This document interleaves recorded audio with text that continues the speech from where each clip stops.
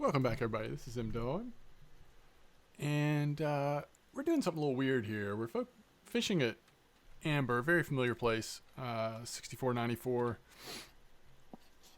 Clip I'm using is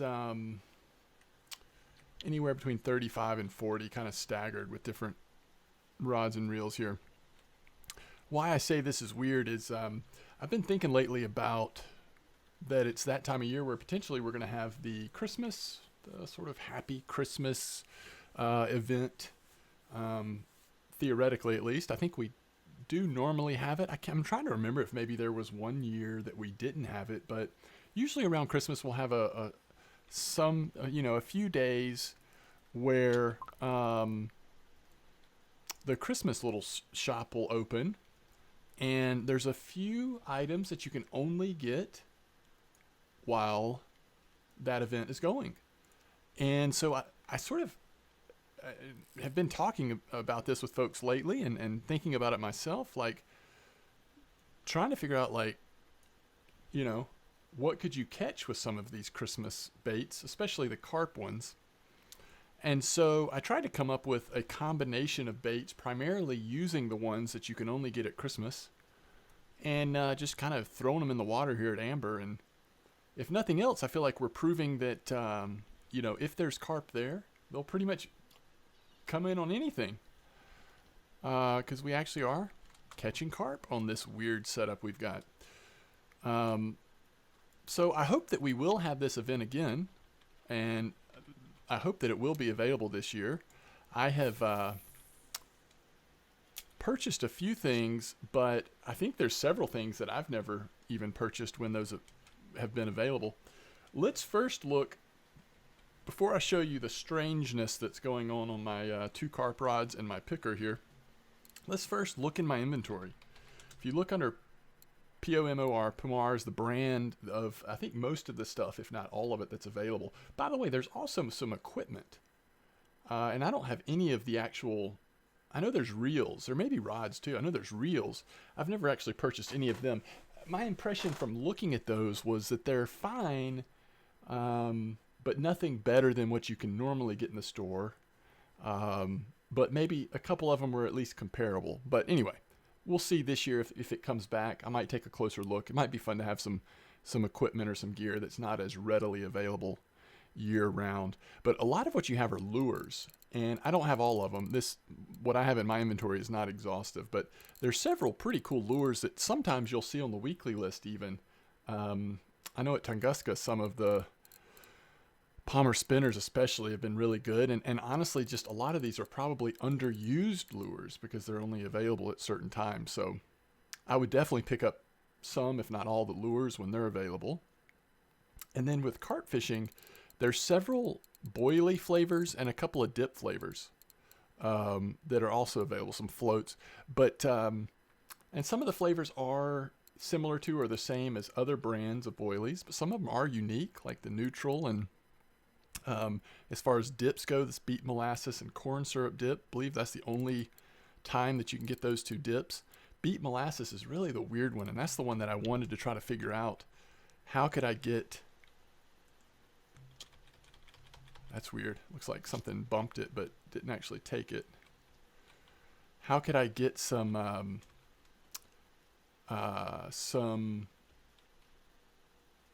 carp baits together using some of these things? So this is what I came up with. Let's see, this is a classic hair rig, and that's the other thing. This might have been better at Bear or Old Berg or something, because recently, or for a while now, pop-up has just been the superior approach, it seems like, at Amber. But sinking still works here. So, and Amber's more fun for carp, just there's more variety. So I decided to try this. But as you can see, we're using a size 2 carp hook, so we're, not quite going all the way to large one, but we've got some smaller boilies mixed with 20 size. We've got caramel and honey with this Beet Molasses dip. I'm assuming with it being molasses, even though it's beet molasses, that it's probably sweet. And then I came up with a weird PVA to throw on there with it as well, and I'll show you the PVA in a second. On the second one here, we have classic hair rig again with both smaller size boilies, the honey and the neutral together with Beet Molasses again. And then finally on the first one we have a snowman. So we are using a pop-up on here. We've got the neutral 20 with honey cream 14, again beet molasses. And let's take a look at this PVA. It'll actually be easier to pull it up if I just search under the PVAs for it. So let's pull up the PVA. And please know that I'm not suggesting that what we've created here is something you should recreate. It's probably terrible, but hopefully it all goes together in such a way where we're at least catching a few fish, and so far it seems like that has been the case. So I used a sunflower seed dip. We did throw one additive of honey-related material, and as well as the attractant being honey, and then 3 sweet cream feed pellet sizes. So I tried to kind of synergize a little bit, and honestly, so far, it's been okay. It really has. But again, I don't think that this is necessarily proving that this particular bait combination is just like something you just need to go out and try. I think what this is showing is that when there are carp in the water, there's a lot of ways to get them on the hook, really.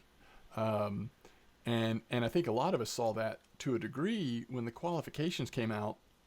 I know a lot of folks went, and one of the early qualifications was catch fish on 10 different boilie flavors, right? And so you might have known like 1 or 2 boilie flavors that were working particularly well in a spot if you'd been fishing amber recently. But then you wanted to try to get that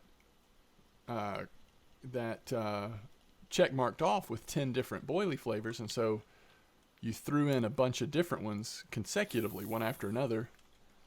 And come to find out, you're really catching fish pretty successfully on all of them. And you see, you're just standing here, and we've had an eyed, a couple of mirrors, a nice 10-kilo common, and that was a decent mirror as well.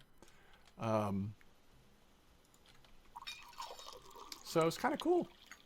It's kind of fun. It's like I just wanted to challenge myself using beet molasses dip and some of these Christmas boilie flavors. Can you catch carp at all? And it seems like so far it's actually working okay. It's not on fire. It's not pulling trophies out left and right or anything. But we're catching fish, and that's fun. And we're using beet molasses, so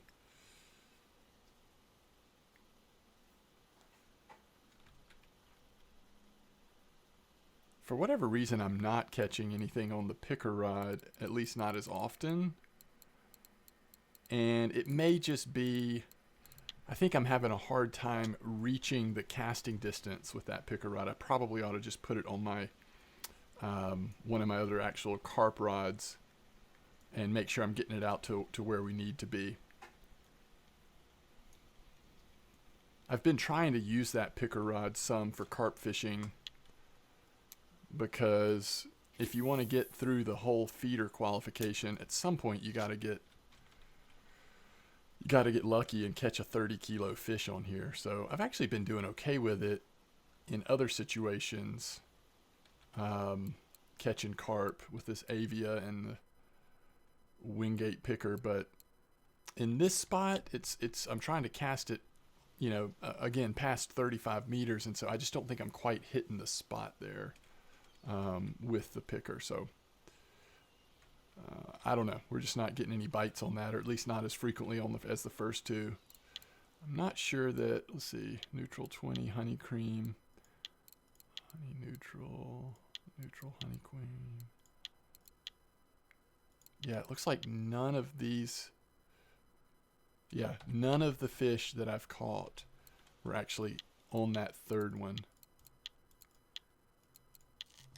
That doesn't mean that will necessarily keep up, but so far that has been the case. So I'll tell you what, let's do. Sometimes you can catch, sometimes 64, 94. You don't have to always go out all the way to the longer cast. That's one of the cool things about this spot, is sometimes you can get them shorter too. So I'm just going to cast this back out there at a intentionally shorter clip, just while we're sitting here for a minute. I'm not going to belabor this. I've just been thinking a lot lately about the Christmas event, I really hope it happens again. I hope they maybe even add more like unique stock to what's available at Christmas. It'd also be a cool time. I don't at all think this will happen, but you know, they are supposedly reworking press cake, right? So it'd kind of be a cool time for that as well, to let us have press cakes again. But again, I don't really expect that to be. That would be a random coincidence if that was happened to be at the Christmas event. This is something tiny. Let's hope this isn't a carp at all. Man, maybe a really small eyed? Yeah.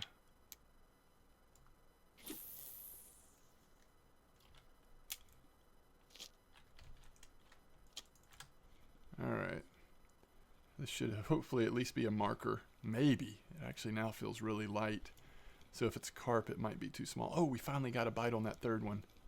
Hopefully that turns into something. Yeah, it's just a little mirror or something. But these are smaller boilie sizes, so it's not a complete shocker that we might be catching some smaller sized fish, but I think I also have smaller strength line, so on all three of them,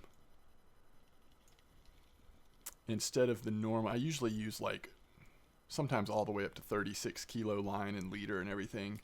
I think because I had been fishing at Bear using cocos and creams and stuff, I think I have like 22, yeah, 22.5, 22.6 sized stuff on here right now.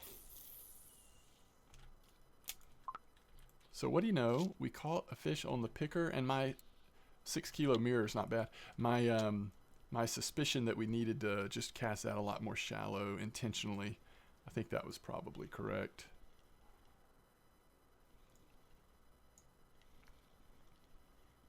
This should be a marker, but probably just barely.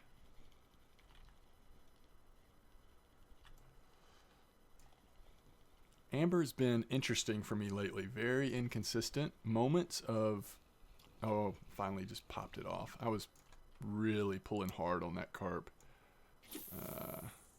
It was a small marker though. It wasn't anything significant.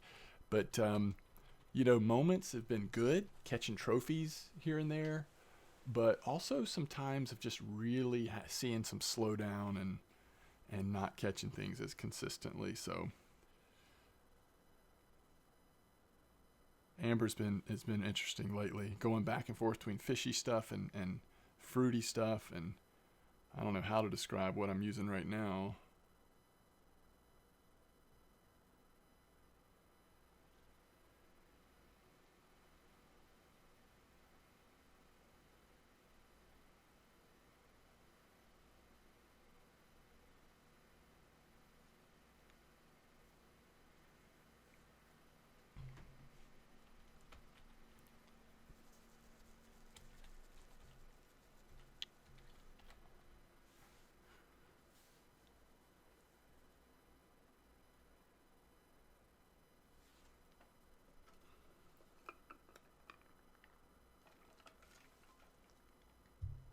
We'll give it another minute or two here,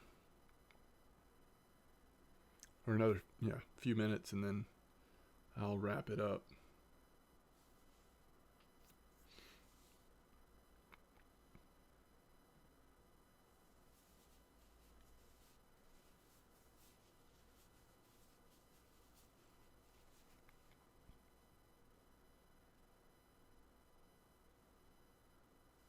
We actually have been catching mirrors some on these bait combinations, so it might not be terrible through the overnight hours, but I'd say the next couple hour in-game hours here are going to be, if there's going to be a decent time, it'll be coming up here.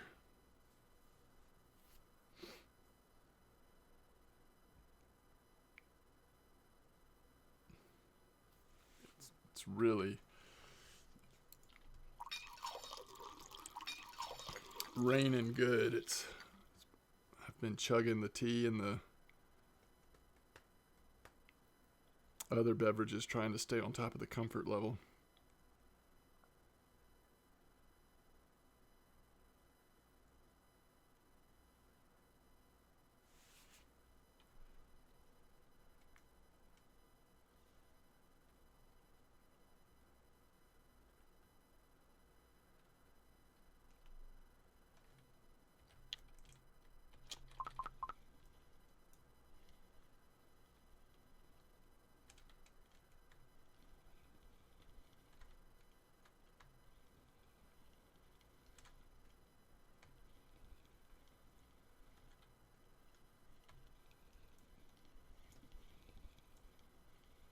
That's an interesting fish.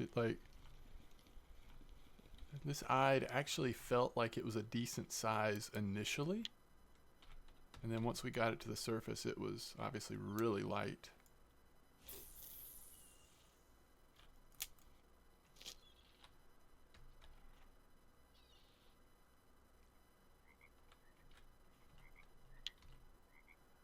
So that's the second marker-eyed we've caught on these smaller boilies and these weird baits we're using. The other dip that would be fun to build a bait around is the corn syrup. Might not actually be that different than what you would use with beet molasses, even though this is such a weird name. But I feel like both of these are basically really sweet, sugary dips, you know.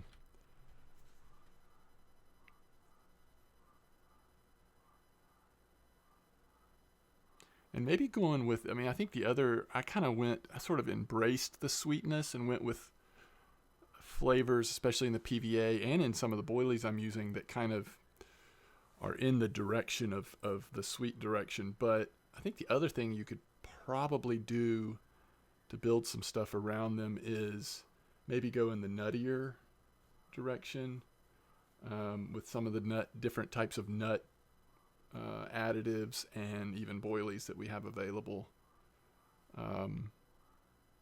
Getting that sort of combination of nut and sweet together, I think that could be good. All right, let's get these last couple of fish in. Hopefully both of these will turn into a couple of carp to look at. Oh, that sounds good. Well, one way or the other, I think we need to aggressively get this one in because this is a small fish. And then it sounds like we might have maybe a 15, 16 kilo carp on that middle line. I don't remember what my friction break's at. And it is weaker line than I would normally use at Amber. But hopefully we can still put up a fight and figure out what it is. All right, this is a mirror, so that might be a mirror too. We're seeing a lot of mirrors. A few commons, but mostly what we're seeing here is mirrors, it feels like.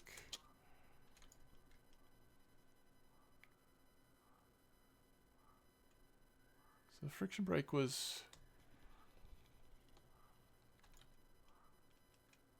about 24.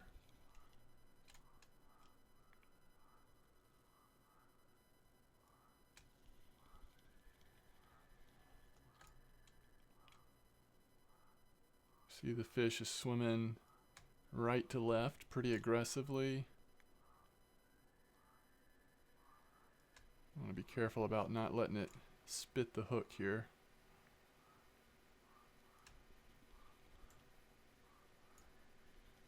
And if we can get him above water, he's not as big as I'd hoped he was. I'm just not used to using this size line or with this strength.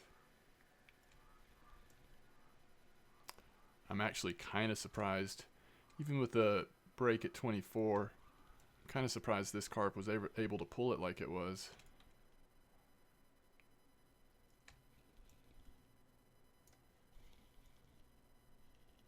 The Megara just didn't want to hold it.